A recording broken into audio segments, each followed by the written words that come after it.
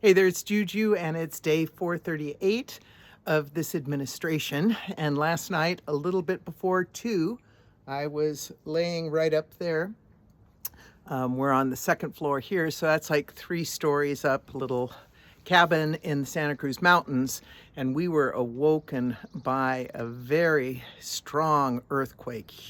Large sounds, shaking. It was the first time my husband had felt an earthquake like that.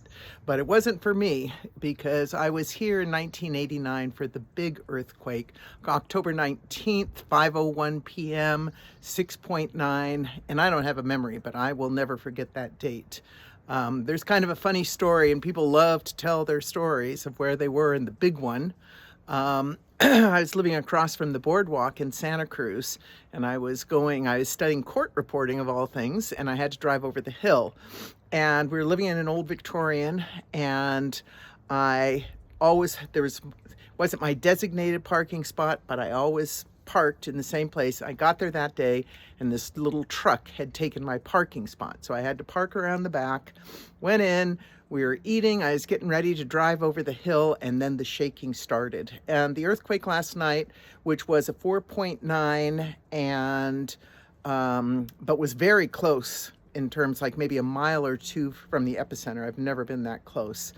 And so on the big one, when it started shaking, just like this one last night, it felt as if it could turn into a big one. Because the 1989 earthquake, it started, usually when earthquake happens, by the time you know it's an earthquake, it's already all done. But that was not the case in 89 because we had time in this little apartment to say, oh, it's an earthquake. Oh my goodness, I'm running to the kitchen. Oh my goodness, it's getting stronger. Oh my goodness, I'm running to the other door and all the cupboards are opening and everything is flying everywhere in the TV. That was October 17th, 1989. I turned 30 on 30 or 40. I'm not going to do the math. I think it was 30, 89. Yeah. And all of my presents were on a shelf and they all fell over and were destroyed. And so it was like standing on the back of a bucking bronco. So this earthquake last night, you can see partly how much you feel an earthquake is where you are. If you're 3 stories up, you are really going to feel that shaking, and we certainly did. And the sound, the loud sound, it is really scary. My heart was just pounding. But for the big one, we ran outside, just watched all the cupboards and everything flying everywhere.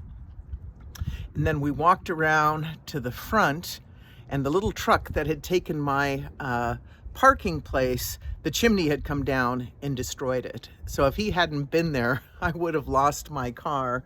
But then we just went towards the front, because from the boardwalk you can look towards downtown, and there was this eerie silence. It was at 5:01, so the sun was going down, and you could just see these clouds of dust rising up and sirens, and it was so eerie.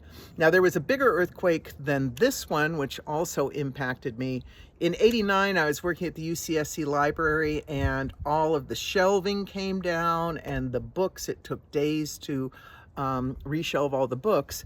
But then in October is usually earthquake season for the big ones, and it was October 30th, and I felt an earthquake. It was strong, but nothing like the one last night. And when I got into San Jose, I was working at San Jose State in the library. I was always the first one in, and I thought, I wonder, and I think I knew at that point that the center was somewhere outside of San Jose. And I walked in, and I thought it was an 8-story building, and the higher floors you went, there was over 850,000 books that were on the floor. The shelves were designed that they stand and they just shake the books off. And it was Halloween, and everyone was coming up in their Halloween costumes, and we got all those books reshelved in 3 days.